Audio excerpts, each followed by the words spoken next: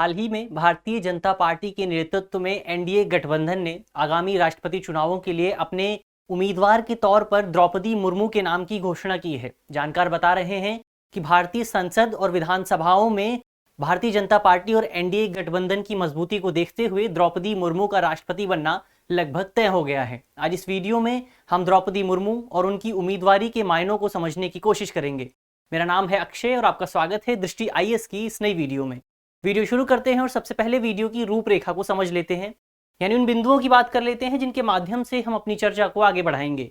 तो वीडियो में सबसे पहले हम खबर यानी न्यूज़ को देखेंगे। इसके बाद जानेंगे कि आखिर द्रौपदी मुर्मू कौन है और उनसे संबंधित संक्षिप्त परिचय को जानने की कोशिश करेंगे। इसके बाद द्रौपदी मुर्मू की जो उम्मीदवारी है उस उम्मीदवारी के क्या मायने हो सकते हैं, उस उम्मीदवारी का क्या महत्व है, इस महत्व को भी समझने की कोशिश करेंगे। साथ ही क्योंकि द्रौपदी मुर्मू भारत की संथाल जनजाति से संबंधित हैं, तो इस जनजाति के इतिहास और इसके वर्तमान को भी समझने की कोशिश करेंगे। साथ ही भारत में राष्ट्रपति के पद को लेकर क्या प्रावधान किए गए हैं, इन प्रावधानों को समझेंगे। भारतीय संविधान में क्या क्या अनुच्छेद इस राष्ट्रपति के पद से संबंधित हैं, उन अनुच्छेदों पर बात करेंगे। इसके अलावा भारत के कुछ चर्चित राष्ट्रपतियों की भी बात करेंगे, उनका संक्षिप्त परिचय जानने का भी कोशिश करेंगे। अंत में एक प्रश्न पर चर्चा करेंगे। प्रश्न प्रीलिम्स के स्तर का है और ये प्रश्न पिछले कुछ वर्षों में यूपीएससी में भी पूछा गया था। आप कमेंट बॉक्स में इस प्रश्न का जवाब देने की कोशिश कर सकते हैं। ये जो पूरा विषय है वो सामान्य अध्ययन प्रश्न पत्र 2 से संबंधित है और आप इसे भारतीय राज्य व्यवस्था और संसद जैसे खंडों से जोड़कर देख सकते हैं। वीडियो शुरू करते हैं और सबसे पहले आज की हमारी खबर देख लेते हैं, आज की न्यूज देख लेते हैं। आज की हमारी खबर इंडियन एक्सप्रेस से है। खबर है Draupadi Murmu set to be elected first tribal women president of India, यानी द्रौपदी मुर्मू के नाम की घोषणा हुई है और अगर वो चुनाव जीत जाती हैं, वो राष्ट्रपति बन जाती हैं, तो वो भारत की पहली ट्राइबल महिला राष्ट्रपति होंगी, ट्राइबल विमेन प्रेसिडेंट होंगी। इसको लेकर ये पूरी खबर लिखी गई है, ये पूरी आर्टिकल इस विषय को लेकर है। चलिए अब सबसे पहले शुरू करते हैं। द्रौपदी मुर्मू के बारे में एक संक्षिप्त परिचय जान लेते हैं। द्रौपदी मुर्मू का जन्म 20 जून 1958 को ओडिशा के मयूरभंज जिले में हुआ था और वो भारत की, जैसा कि हमने बात की, संथाल जनजाति से संबंधित हैं। उन्होंने अपने करियर की शुरुआत एक शिक्षक के तौर पर की थी। इसके बाद उन्होंने ओडिशा के सिंचाई विभाग में जूनियर असिस्टेंट का काम शुरू किया। हालांकि काम शुरू करने के कुछ साल बाद ही उन्होंने अपनी सरकारी नौकरी छोड़ दी और साल 1997 में उन्होंने पार्षद का चुनाव लड़ा। इस चुनाव लड़ने के लगभग 3 साल बाद यानी साल 2000 में वो ओडिशा विधानसभा का चुनाव जीती और एमएलए बन गई। और अपने इस पूरे चुनावी कार्यकाल के दौरान, चुनावी करियर के दौरान, उन्होंने उड़ीसा राज्य में परिवहन और वाणिज्य, मत्स्य पालन और पशुपालन विभागों को संभाला है। इसके बाद उन्हें साल 2015 में भारत सरकार द्वारा झारखंड का राज्यपाल भी नियुक्त किया गया था। ऐसे में अगर वर्तमान समय में द्रौपदी मुर्मू राष्ट्रपति का चुनाव जीत जाती हैं, तो वह न केवल भारत की दूसरी महिला राष्ट्रपति होंगी, बल्कि वो भारत की पहली आदिवासी राष्ट्रपति भी होंगी। तो इस लिहाज से उनकी उम्मीदवारी काफी महत्वपूर्ण हो जाती है। चलिए, ये तो हुई द्रौपदी मुर्मू की बात। अब उनकी उम्मीदवारी के मायनों को समझ लेते हैं। उनकी उम्मीदवारी किस लिहाज से महत्वपूर्ण है, इस बात को समझ लेते हैं। तो अक्सर ये कहा जाता है कि भारत में आधी आबादी होने के बावजूद भी संसद और विधानसभाओं में महिलाओं का प्रतिनिधित्व काफी कम है, जिसके कारण वहां पर महिलाओं की आवाज को उठाने के लिए उनके प्रतिनिधियों की संख्या भी काफी कम है। ऐसे में अगर द्रौपदी मुर्मू की नियुक्ति हो जाती है, द्रौपदी मुर्मू का चुनाव हो जाता है, तो ये उनका चुनाव, भारत में शीर्ष पद पर उनका चुनाव महिलाओं के सशक्तिकरण के लिए काफी बेहतर संदेश होगा, काफी बेहतर मैसेज होगा। इसके अलावा भारत में आदिवासी समुदाय को संसद और विधानसभाओं में जनसंख्या के आधार पर आरक्षण तो दिया गया है, लेकिन इस आरक्षण का लाभ अभी तक जनजाति समुदायों को मिल नहीं पाया है और यही वजह है कि उनका सामाजिक आर्थिक विकास अभी भी काफी धीमा बना हुआ है। ऐसे में अगर द्रौपदी मुर्मू का चयन होता है तो ये आदिवासी समुदाय को मुख्य धारा से जोड़ने में भी मदद कर सकता है। यानी अगर द्रौपदी मुर्मू भारत की राष्ट्रपति बनती हैं तो ये न केवल महिलाओं के लिए बेहतर होगा, बल्कि भारत के आदिवासी समुदाय के विकास के लिए भी काफी महत्वपूर्ण हो सकता है आगे आने वाले समय में। तो ये तो हुई द्रौपदी मुर्मू के जो उम्मीदवारी है, उनकी जो कैंडिडेचर है, उसके क्या मायने हो सकते हैं। अब जान लेते हैं भारत में संथाल समुदाय के बारे में। क्योंकि द्रौपदी मुर्मू भारत की संथाल जनजाति से संबंधित हैं, तो उसको जान लेना भी जरूरी है और इससे संबंधित प्रश्न भी भारत यूपीएससी में पूछे जा सकते हैं। तो हम जानते हैं कि भारत एक जनजाति बहुल देश है और भारत में तमाम तरह की जनजातियां पाई जाती हैं। इन्हीं जनजातियों में से एक है भारत की संथाल जनजाति। भारत की संथाल जनजाति भारत के सबसे बड़े जनजातीय समुदायों में से एक है और इस जनजाति के जो सदस्य हैं वो मुख्य तौर पर पूर्वी भारत में पाए जाते हैं। इसके अलावा अगर इन जनजाति के सदस्यों की बात करें तो ये सदस्य झारखंड, पश्चिम बंगाल, बिहार, उड़ीसा और असम जैसे राज्यों में हमें देखने को मिलते हैं। वर्तमान समय में बात करें तो इस जनजाति समुदाय के सदस्यों की कुल संख्या भारत में तकरीबन 50 लाख के आसपास है। इसके अलावा इस जनजाति समुदाय के कुछ सदस्य हमें बांग्लादेश और नेपाल में भी देखने को मिलते हैं। बांग्लादेश में इस समुदाय के सदस्यों की संख्या तकरीबन 2 लाख के आसपास है, जबकि नेपाल में इस समुदाय के सदस्यों की संख्या लगभग 10,000 के आसपास है। इसके अलावा संथाल जनजाति समुदाय के सदस्य मुख्य तौर पर संथाली भाषा बोलते हैं और इस भाषा का प्रयोग करते हैं, और यह भाषा ऑस्ट्रो एशियाटिक भाषा खेरवाड़ी का एक विकृत रूप है। इसकी एक बोली मानी जाती है इस भाषा को। तो ये तो हुई संथाल जनजाति समुदाय की कुछ संक्षिप्त परिचय। अब यहाँ ये जान लेना भी जरूरी है कि संथाल जनजाति समुदाय के जो सदस्य थे वो उन्होंने भारतीय स्वतंत्रता संग्राम में भी एक महत्वपूर्ण भूमिका अदा की थी, और ब्रिटिश सरकार के खिलाफ लड़ाई में उन्होंने अपना एक अनिवार्य योगदान दिया था। इस संबंध में 1855 का संथाल विद्रोह काफी प्रमुख है। इस विद्रोह का नेतृत्व किया था सिद्धो मुर्मू और कान्हू मुर्मू ने। इस विद्रोह के दौरान विद्रोहियों ने, जो लोग विद्रोह कर रहे थे, उन्होंने बाहरी लोगों का विरोध किया था।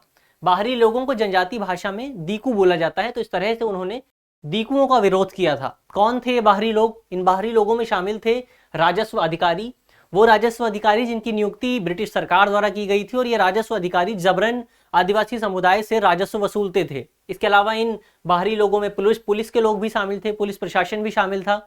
साथ ही साहूकार और जमींदारों को भी इन बाहरी लोगों की सूची में शामिल किया जाता था, और जो संथाली विद्रोह था उसमें इन सभी बाहरी लोगों के खिलाफ लड़ाई लड़ी जा रही थी। इस विद्रोह के दौरान विद्रोहियों ने कंपनी के शासन के अंत की घोषणा कर दी। उन्होंने घोषणा कर दी कि अब इस क्षेत्र में कंपनी का शासन समाप्त हो गया है, और उन्होंने अपनी स्वतंत्रता की भी बात स्वीकार कर ली, स्वतंत्रता की भी घोषणा कर दी। यानी उन्होंने घोषणा कर दी कि अब ये पूरा क्षेत्र स्वतंत्र है, वो लोग स्वतंत्र हैं, और अब वो ब्रिटिश सरकार के अधीन नहीं आते हैं। हालांकि साल 1956 में ब्रिटिश सरकार ने सेना का उपयोग करते हुए इस विद्रोह को दबा दिया, इस विद्रोह को समाप्त कर दिया गया, और आगे के प्रिकॉशन के तौर पर, यानी इस कुछ उपायों के तौर पर कि आगे इस तरह के विद्रोह न देखे जाएं, ऐसे में ब्रिटिश सरकार द्वारा कुछ उपाय भी अपनाए गए थे। इसमें सबसे पहला उपाय यह था कि संथाल परगना नाम से एक अलग जिला बनाया गया था, एक अलग प्रदेश बनाया गया था। ये पहला उपाय था। इसके अलावा एक नया प्रावधान भी लाया गया था कि अब जो भी संथाली लोग हैं वो किसी गैर संथाली व्यक्ति को अपनी संपत्ति हस्तांतरित नहीं कर सकते हैं, अपनी भूमि को हस्तांतरित नहीं कर सकते थे। इस तरह से इस प्रावधान का प्राथमिक उद्देश्य संथाल क्षेत्र में गैर संथाली लोगों के आने पर रोक लगाना था, यानी जो बाहरी लोग थे, जो दीकू थे, उनके आने पर रोक लगाना था। तो ये कुछ प्रावधान ब्रिटिश सरकार द्वारा किए गए थे संथाल विद्रोह के बाद। अब आप जान लेते हैं भारत में राष्ट्रपति से संबंधित क्या प्रावधान है, यानी भारतीय संविधान में राष्ट्रपति को लेकर क्या कहा गया है। तो हम जानते हैं कि भारत एक गणराज्य है, एक रिपब्लिक है, और रिपब्लिक स्टेट की प्रमुख विशेषता ये होती है कि यहाँ का जो हेड ऑफ स्टेट होता है वो इलेक्टेड कैंडिडेट होता है, उसका चयन किया जाता है प्रत्यक्ष माध्यम से भी और अप्रत्यक्ष माध्यम से भी। और भारत में ये जो इलेक्टेड कैंडिडेट होता है, जो हेड ऑफ स्टेट होता है, इसे राष्ट्रपति कहा जाता है। भारतीय संविधान के भाग 5 में भारत के राष्ट्रपति की योग्यता, चुनाव की प्रक्रिया और महाभियोग की प्रक्रिया का जिक्र किया गया है। यानी भाग 5 में बताया गया है कि भारत का जो राष्ट्रपति होगा उसकी क्या योग्यताएं होंगी, राष्ट्रपति का चयन किस तरह से होगा, उसका चुनाव किस तरह से होगा, और अगर हमें राष्ट्रपति को उसके पद से हटाना है, उसका महाभियोग करना है, तो उसकी क्या प्रक्रिया होगी। भारतीय संविधान के मुताबिक भारत का राष्ट्रपति भारत की कार्यपालिका, इसके अलावा भारत की विधायिका और भारत की न्यायपालिका का औपचारिक प्रमुख होता है, फॉर्मल हेड होता है। इसके अलावा भारत का राष्ट्रपति भारतीय सशस्त्र बलों, सेना, नौसेना और वायुसेना, इनका भी कमांडर इन चीफ होता है। तो ये तो हुई भारतीय राष्ट्रपति से संबंधित कुछ प्रावधान। अब भारतीय संविधान में राष्ट्रपति से संबंधित क्या क्या अनुच्छेद हैं, उन अनुच्छेदों की बात कर लेते हैं। तो भारतीय संविधान में अनुच्छेद 52 से लेकर अनुच्छेद 58 तक भारतीय राष्ट्रपति से संबंधित प्रावधान किए गए हैं। भारतीय संविधान का अनुच्छेद 52 राष्ट्रपति के पद की बात करता है। इसमें बताया गया है कि भारत में एक इलेक्टेड कैंडिडेट होगा, एक हेड ऑफ स्टेट होगा, जिसे राष्ट्रपति के रूप में जाना जाएगा। इसके अलावा भारतीय संविधान का अनुच्छेद 53 ये बताता है कि संघ की जो कार्यकारी शक्तियां हैं वो राष्ट्रपति में निहित होंगी, और संघ के जो भी कार्य हैं वो राष्ट्रपति के नाम से ही किए जाएंगे। इसके अलावा अनुच्छेद 54 भारत में राष्ट्रपति के चुनाव में मतदान कौन कौन करेगा, यानी राष्ट्रपति के मतदान की जो इलेक्टोरल कॉलेज होता है उसमें कौन कौन लोग शामिल होंगे, कौन कौन लोग राष्ट्रपति के पद के लिए मतदान करेंगे, इसको लेकर अनुच्छेद 54 में जिक्र किया गया है। अनुच्छेद 55 हमें बताता है कि राष्ट्रपति के चुनाव की विधि क्या होगी, यानी राष्ट्रपति का चयन किस मेथड से किया जाएगा, किस तरीके से किया जाएगा। अनुच्छेद 56 हमें राष्ट्रपति के पद का कार्यकाल का जिक्र करता है, यानी राष्ट्रपति कितने समय के लिए पद को धारण करेगा, इसका जिक्र अनुच्छेद 56 में किया गया है।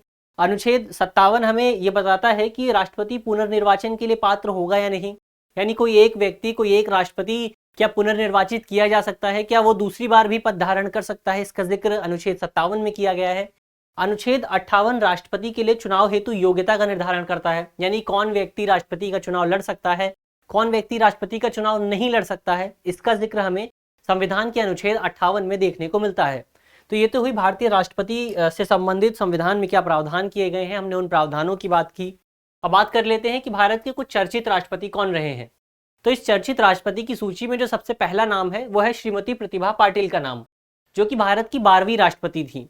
उन्होंने जुलाई 2007 से जुलाई 2012 के दौरान भारत के 12वें राष्ट्रपति के तौर पर भारत को अपनी सेवाएं दी थी।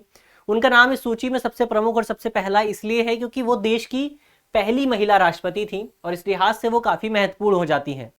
उन्होंने इसके अलावा भारत के राष्ट्रपति रहने के अलावा उन्होंने साल 2004 से साल 2007 के बीच राजस्थान के गवर्नर के रूप में भी अपनी सेवाएं दी थी। इसके अलावा इस सूची में दूसरा नाम डॉक्टर एपीजे अब्दुल कलाम का है। आप सभी लोग डॉक्टर एपीजे अब्दुल कलाम के नाम से परिचित होंगे। वो देश के 11वें राष्ट्रपति थे और उन्होंने जुलाई 2002 से जुलाई 2007 के बीच भारत को राष्ट्रपति के रूप में अपनी सेवाएं दी थी।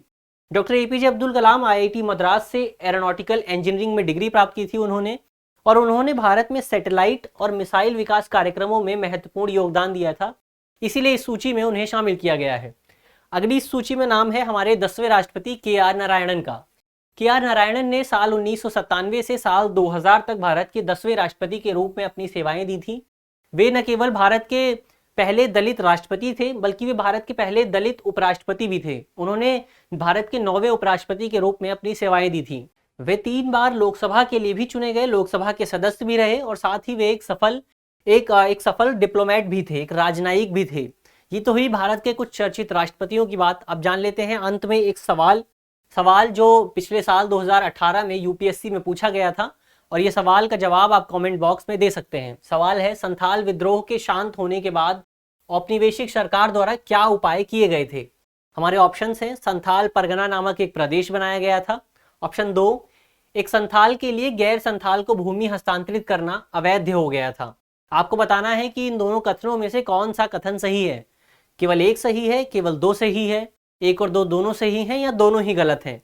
आप कमेंट बॉक्स में इस सवाल का उत्तर देने की कोशिश कर सकते हैं।